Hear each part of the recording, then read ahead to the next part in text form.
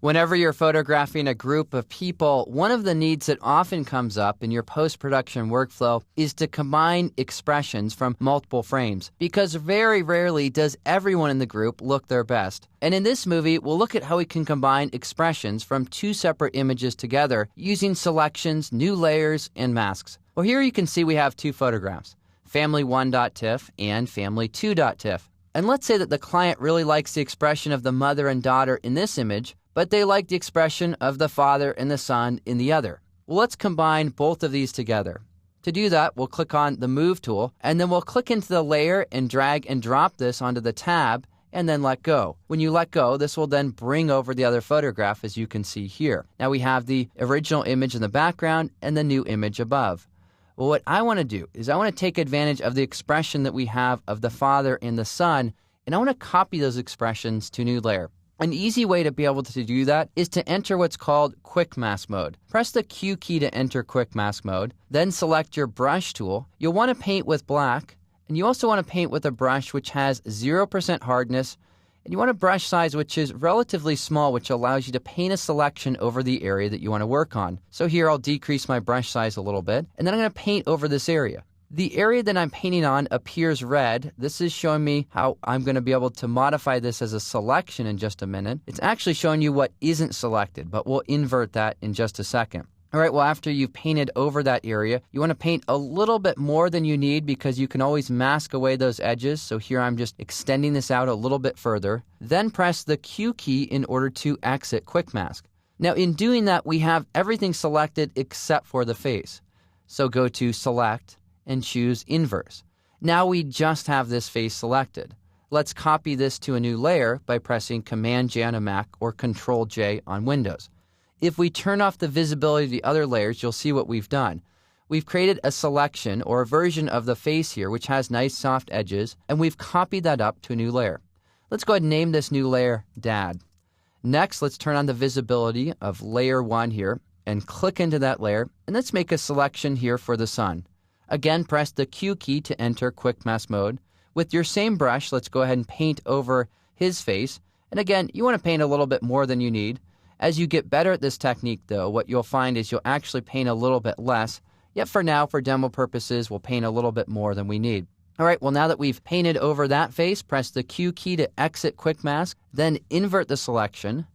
To do that, choose Select, and then Inverse. Here when we click Inverse, we now have this area selected, and we'll copy that to a new layer by pressing Command-J on a Mac or Control-J on Windows. When you have a selection and you press Command or Control-J, it will only copy that selected area. Let's rename this layer Sun.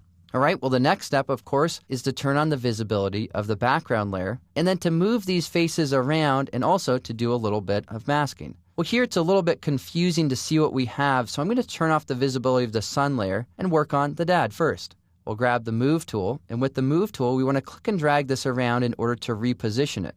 Sometimes it's helpful to lower the opacity in order to see where you need it.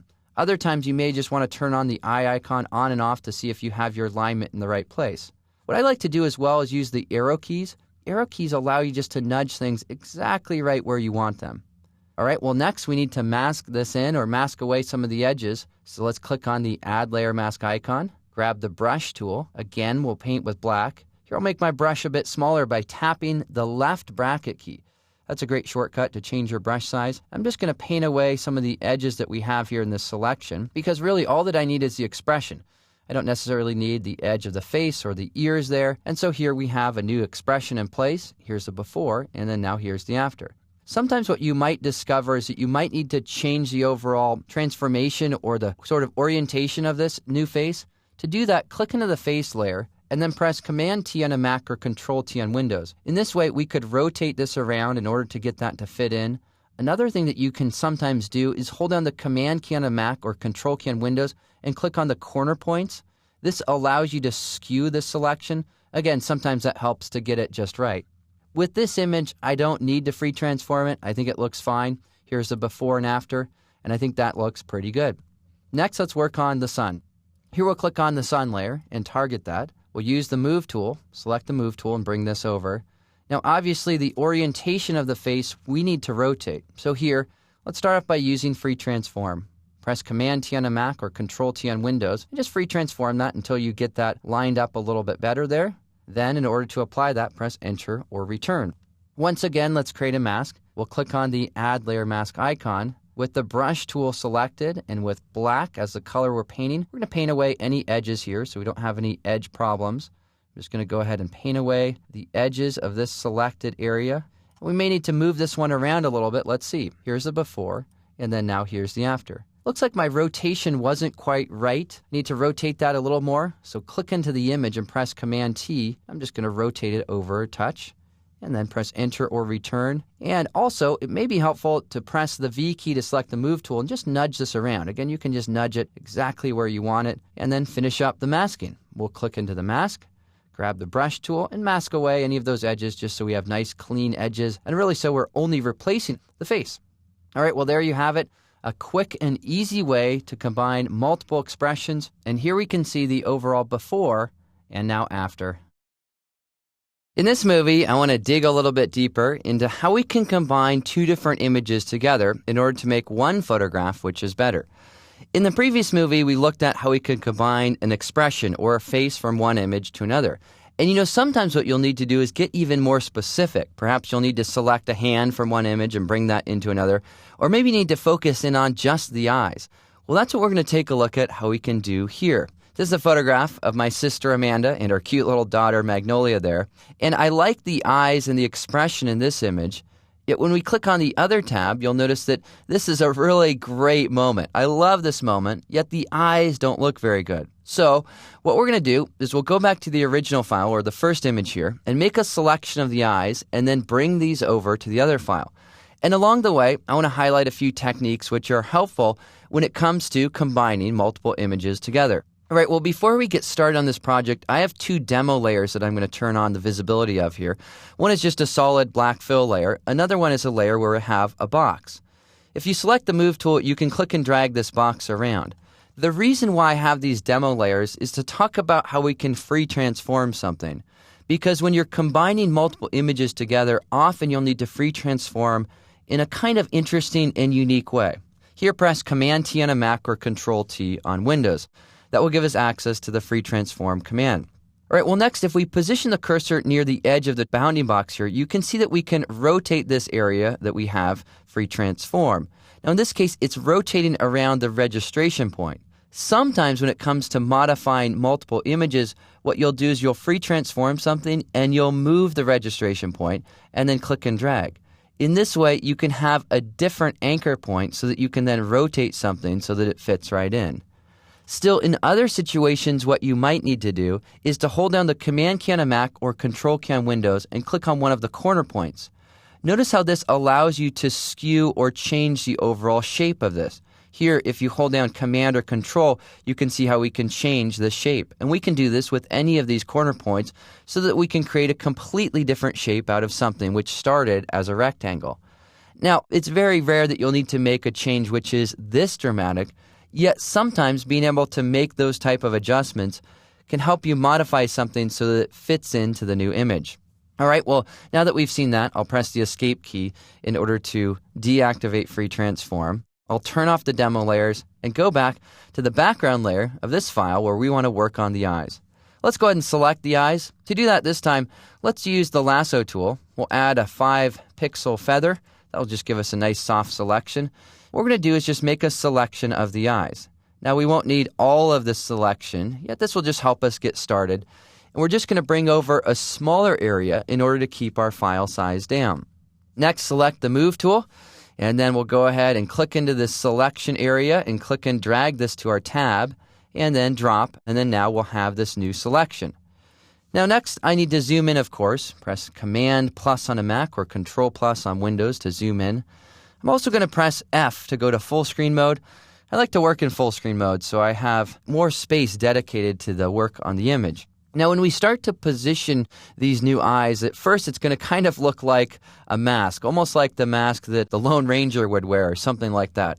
Yet that's okay because eventually what we'll do is we'll change the tone so that the exposure matches, and we'll also mask off our edges. So when you're working on projects like this, just keep in mind if it doesn't look good right away, that's okay. Don't give up. Keep at it. We can make this look good. Well, let's name this new layer Eyes. Next, we'll go ahead and click and drag this over to this area of the image. We can see that the angle of the eyes are off, and this looks very strange right now, but we can fix that. Let me zoom in closer so you can see this a bit better. What's helpful to do is to turn on your eye icon or click on the eye icon to see the before and after, or to lower the opacity. Now, when we lower the opacity, we can start to see the original eyes in the background there. Well, we can see that our angle is off.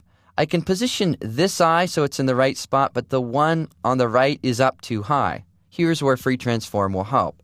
Press Command-T on a Mac and Control-T on Windows. And rather than rotating around the middle registration point, I want to rotate around this eye, because this eye over here, that's in a good spot. So now when I click and rotate, notice I can just sort of lower down that eye on the right over there and bring it to just the right position. Sometimes you may need to free transform the eyes or the item that you're bringing in. Here we could free transform the size, or you could hold down the Command key and you could change the overall shape of the eyes as well. In this image, it doesn't look like we need to do that, but sometimes you will, so I just want you to be aware of that technique. Next, press Enter or Return to apply that transformation, and then click on the eye icon to see your before and after to see if you're going in a good direction.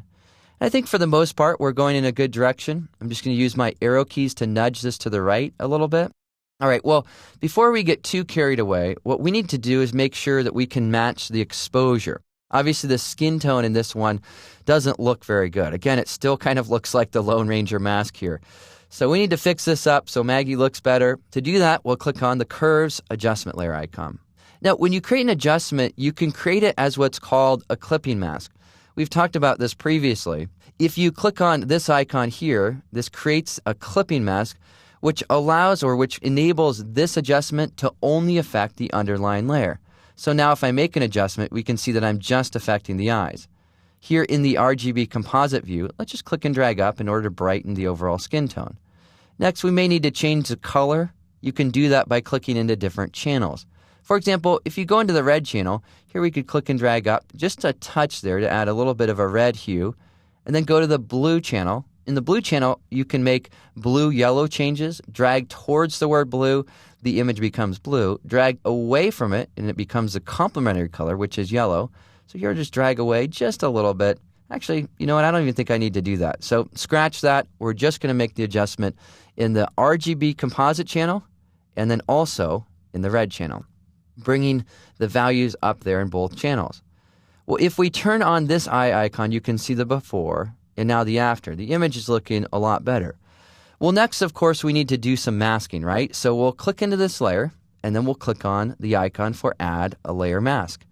Once you have a layer mask, you can grab your brush tool. Here we want to paint with black, so make sure you have black as your foreground color. In regards to your brush size, you'll probably want a relatively small brush size, 0% hardness, and we'll go ahead and just start to paint away the edges. In this case, I need to paint this away so I can bring back some of the nose there. And we may need to go through and just paint away a little bit of the edges that we have here, again, just so this blends in really nicely. And all that we're looking to do here is to try to have nice natural look, so we're just looking for any little areas where that might help. Then after you've made some adjustments, you want to click on the eye icon to see your before and after.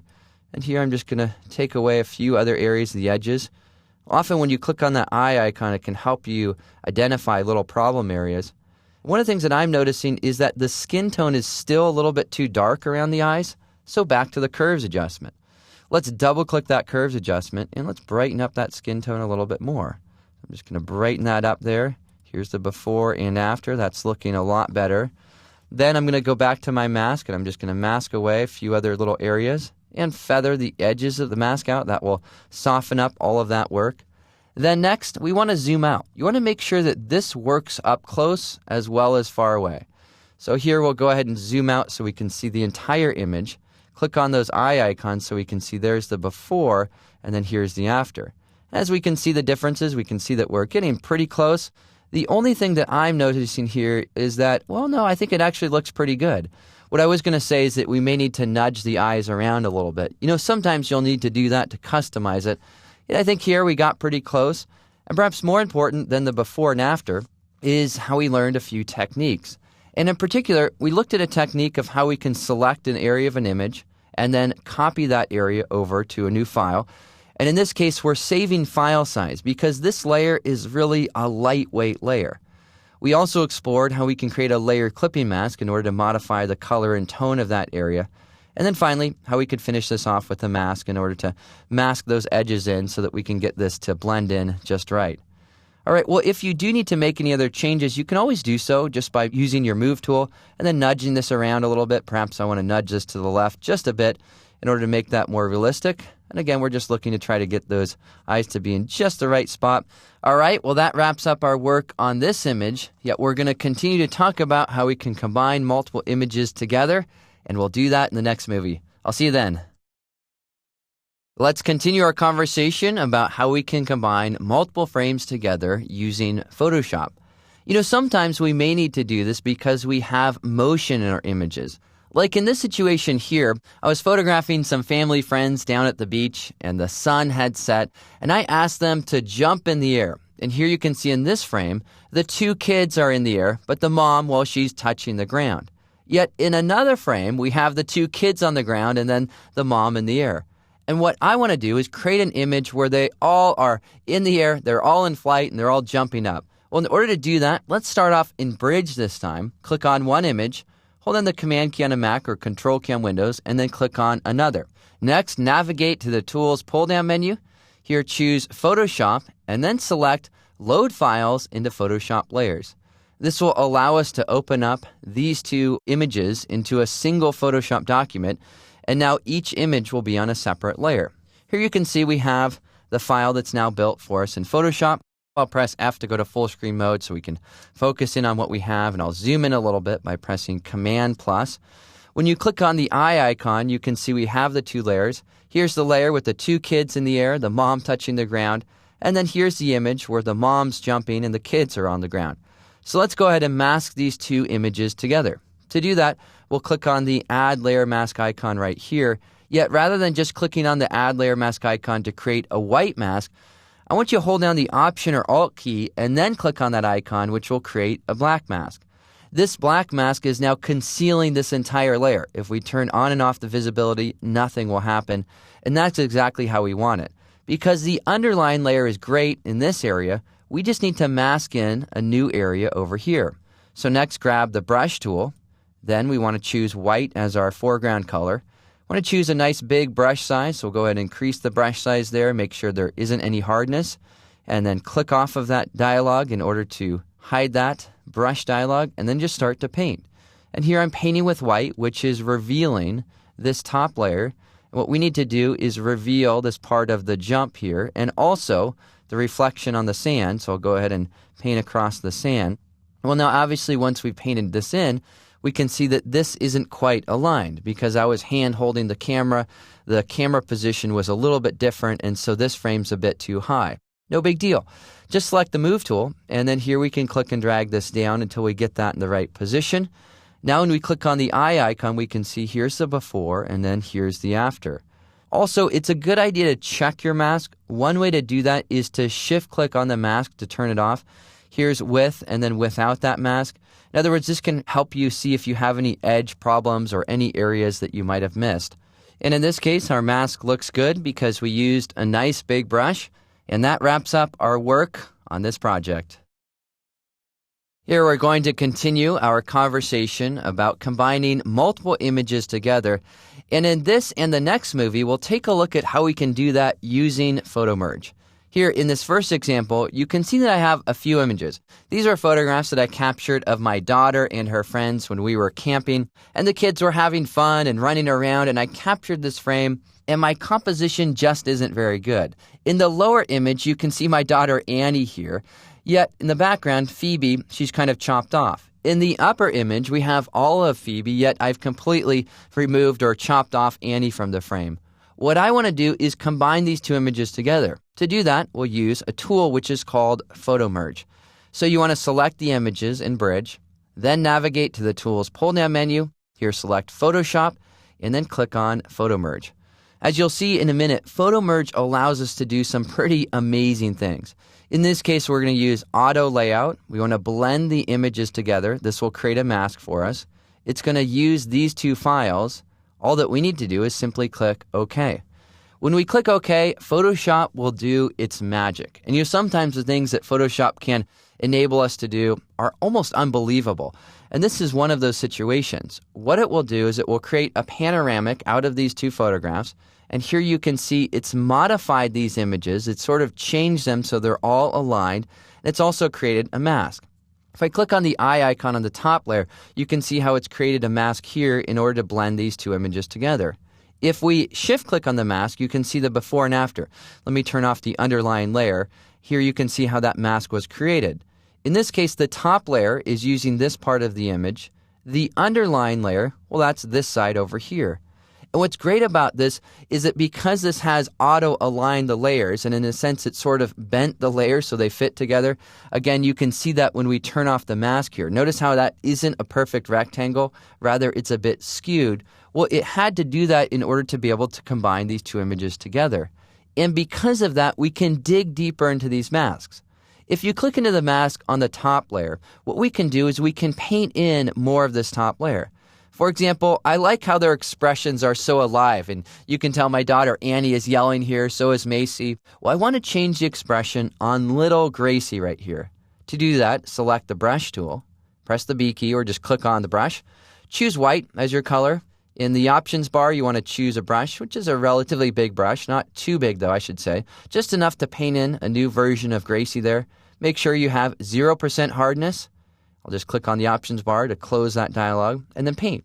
And if we paint with white, what you'll see that we'll be able to do is to bring in a new version of Gracie here.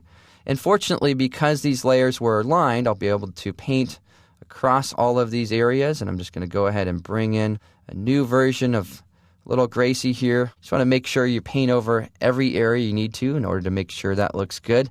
All right, there you have it. Pretty quick and easy way to combine multiple images together. In order to finish this off, we obviously need to crop away the transparent pixels. That's easy enough. Just select the crop tool, and then what you can do is just click and drag over the image in order to create a crop area. In this case, I'll just click and drag here, and then we can use the technique which we know how to do. Position the cursor on the edge to change the size. You can also use your arrow keys if you want to nudge the crop around. I'll press the down arrow key to move it down, the up arrow key to move it up. And those arrow keys can help us to reposition that. Eventually press Enter or Return in order to apply that. That's Enter on Windows, Return on a Mac. And there you have it, a quick and easy way to combine multiple images together using photo merge. And while I showed you this technique using a photograph which was a group photograph, keep in mind you can use this in architecture photography and landscape photography. It can be a really helpful technique when you have multiple frames that you need to stitch or bring together. In the next few movies, we'll take a look at how we can build a traditional panoramic photograph. Here you can see I have some images that were captured of a local building. This is the Santa Barbara Courthouse. And sometimes when you're out capturing images, you'll discover that one frame isn't enough. Here, in order to capture this entire courtyard, you can see that the images were captured by simply changing the composition and maintaining the same exposure. You can use the arrow keys as I'm doing here in order to scroll through these photographs. Well, what I want to do is combine all of these images together. To do that, we'll start off with photo merge. Then we'll correct the distortion and perspective using a filter which is called adaptive wide angle. Then we'll fill in the gaps on the edges using content-aware fill. Well, let's start off here in Bridge by selecting the files that we want to work on. Click in the first image, hold down the Shift key, and click in the last image. Next, navigate to the Tools pull-down menu, choose Photoshop, and then select Photo Merge. Working with Photo Merge is a ton of fun. Here, click on that menu item, and it will launch Photo Merge. We'll use the default settings, automatic layout, blend the images together. We'll use the images which we selected in Bridge. So next, all we need to do is click OK. And one of the reasons why this is so much fun is because it's fun to see how Photoshop can combine multiple images together, even if we're simply capturing them by just holding our camera and changing our composition. What it will do here is it will start to bend or skew or change the perspective and then mask these together. If we zoom in on this image a little bit, and here I'll zoom in on the middle, and if we turn off some of the eye icons here, you can see how it started to blend these together. Now what's interesting is if you shift-click the mask in order to turn off the visibility of the mask for a moment, you can see how it's taken this image and it's had to change its perspective in order to blend it in with the others. Now what's awesome about this is that if you turn this mask on and off, what you'll notice is that the edges here really were blended together quite well. Again, you can see there was some vignetting or darkening over here in this area. You can also see the image was bent or the perspective was corrected in order to get it to blend together. Well, the mask here that it automatically created helped to blend these two areas together. That would take so much time to do on your own. Fortunately, PhotoMerge does it for us. All right, well next, let's zoom out a little bit. And when we zoom out, one of the things we'll notice is that the image has a bit of a wide-angle distortion issue. You can see that it looks like this roof line is a little bit bent here. Well, we can start to correct that by using a filter which is called adaptive wide angle. So let's go ahead and leave this file open because we'll look at how we can work with that filter, and we'll do that in the next movie.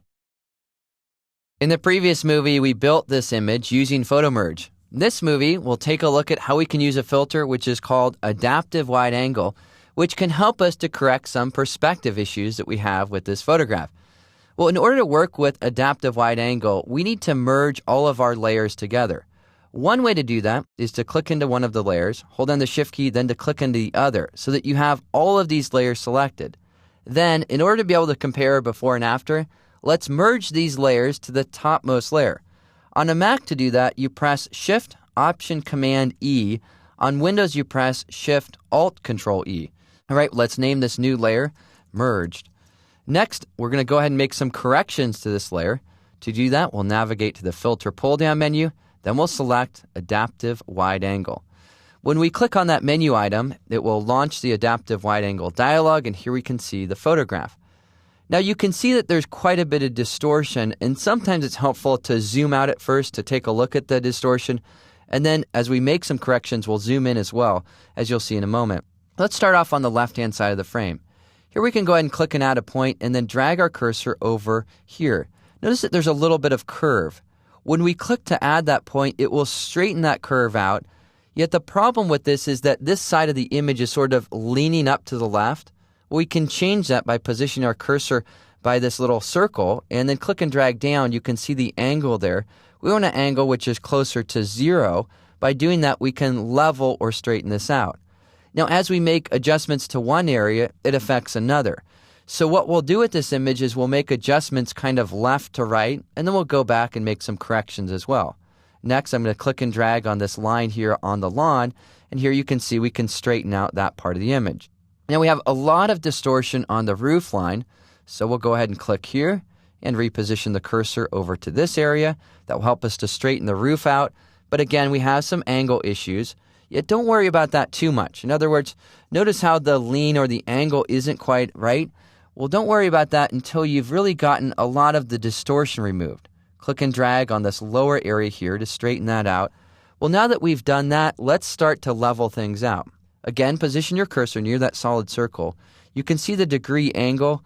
We want something that's closer to 0, right? So we have a nice level area. Click on this one to activate that one. And then again, do the same thing. We'll just bring this down a little bit so we have a bit of a nice straight line. All right, well, so far so good. We've made some phenomenal adjustments to the photograph. Press the spacebar key, click and drag to move over to this side. Well, this side, we can see we have some bend in this area, so click and drag across that. Photoshop will figure out the problem there and help us to fix it. Now, what about with vertical lines?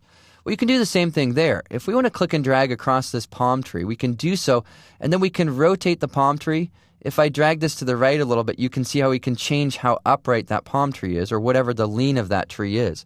Now, of course, as you make changes in one area, it affects the other area. So just press the spacebar key and click and pan around and see how you're doing. Now, what about if you want to modify, say, the tower here? Well, again, just click and drag along the tower. And then after having done that, position your cursor near the circle and then just drag. And here you can see how I can make the tower stand up a little bit taller as well. I just want to get that so that that looks nice and straight. What we're starting to see with adaptive wide angle is that we can make all of these little adjustments which can help us to really correct perspective. Well, after having done that, I'm going to go over here to this one, Just check on the angle that we have here. I'm going to bring that down just a little bit. Feels like that one should come down just a touch more. When it comes to perspective, there isn't necessarily a correct or perfect perspective, because with distortion, it's going to be difficult to correct all of it when you have a panoramic file. Yet, you can make these corrections so that it matches your vision for this image. And in this case, I think we're a bit closer. Let's click OK in order to apply all of these filter settings. Here we have the adjustments on the top layer. There's the before. Now here's the after. Now in this case, I saved the underlying layers just so we could see the before and after and kind of see how we corrected the photograph. Yet we don't necessarily need these files. So if we click this on and off, what we can start to do is see how we can turn off the underlying layers because we really don't need them anymore. Let's go ahead and delete those layers. Here we'll click into the top one, hold down the Shift key, click into the bottom one.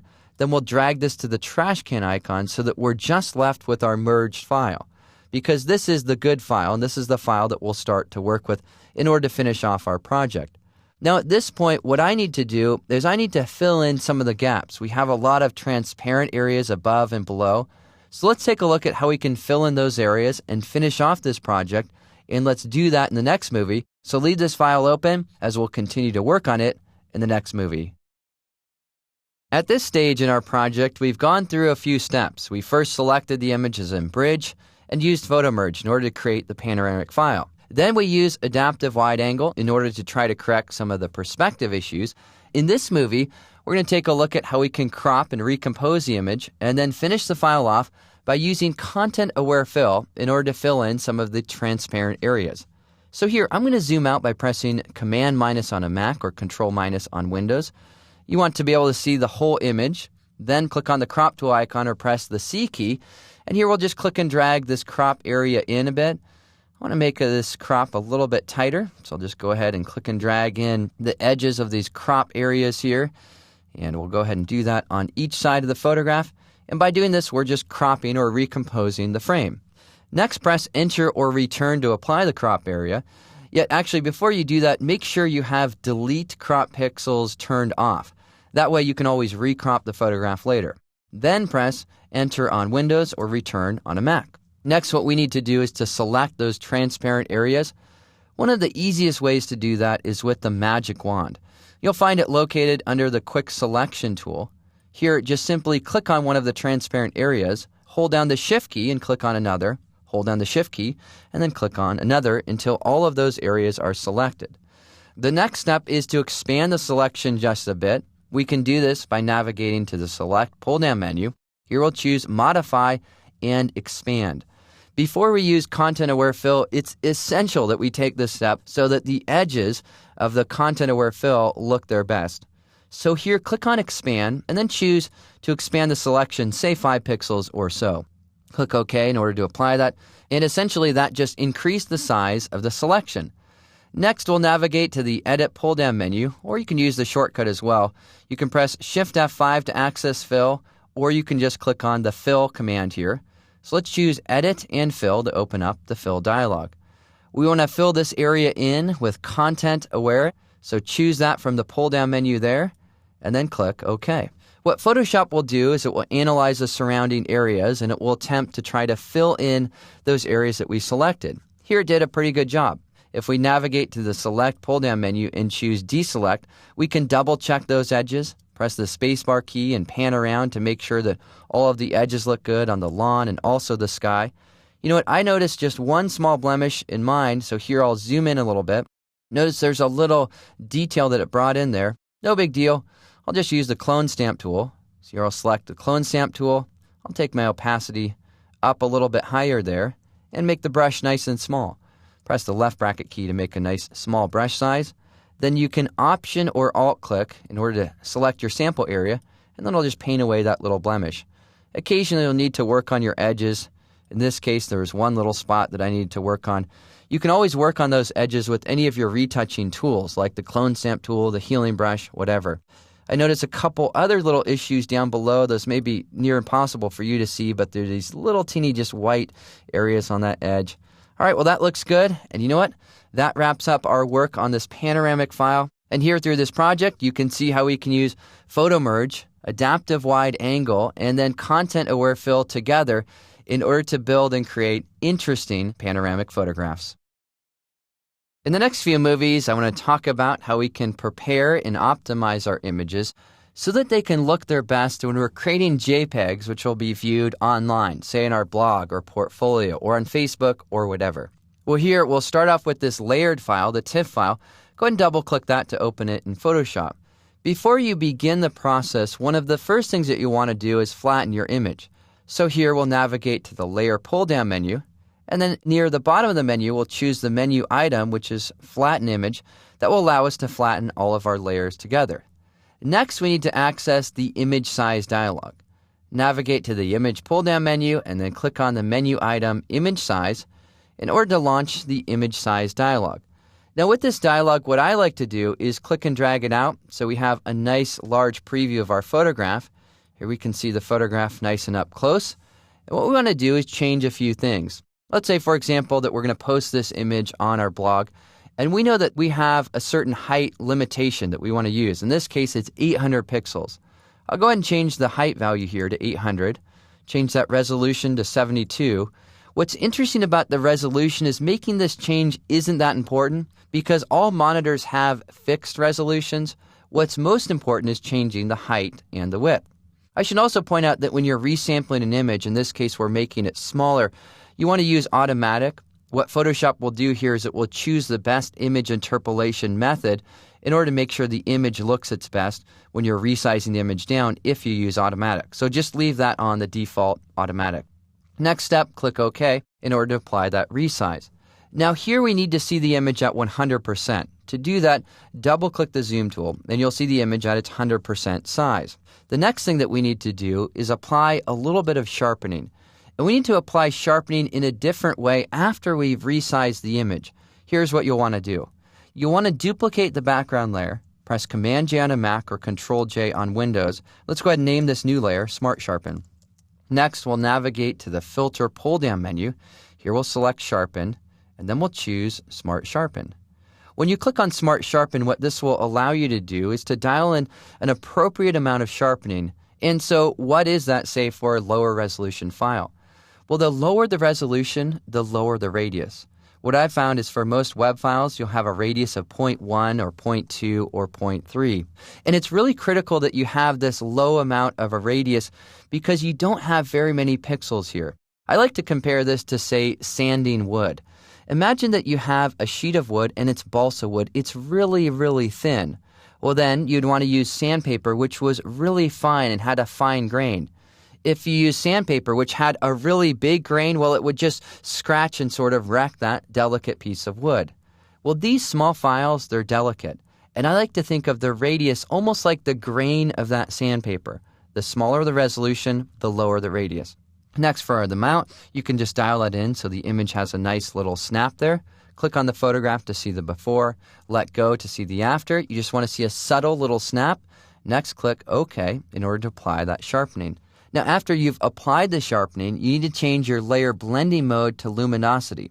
This will ensure that you aren't exaggerating any color noise or any color issues in the image. So change the blending mode to luminosity. All right. Well, after we've done that, we've almost prepared this file. We've almost finished it off. What we need to do next is to change the color profile. In order to do that, we'll navigate to the Edit pull-down menu. Here, near the bottom of the pull-down menu, we have an option to convert to profile. The profile that we need to change this file to is this sRGB color space. So we'll select sRGB from this pull-down menu. We also can now flatten the image or apply the sharpening so that we just have one layer. Again, we want to do this because later this image will be converted to sRGB when we use the Save for Web dialog. And it's better to do it here just so we can see if there are any differences or any adjustments that we might need to make. In this case, we'll just go ahead and click on the profile and then we'll click OK in order to apply that profile change. All right, well here we have now successfully prepared our file.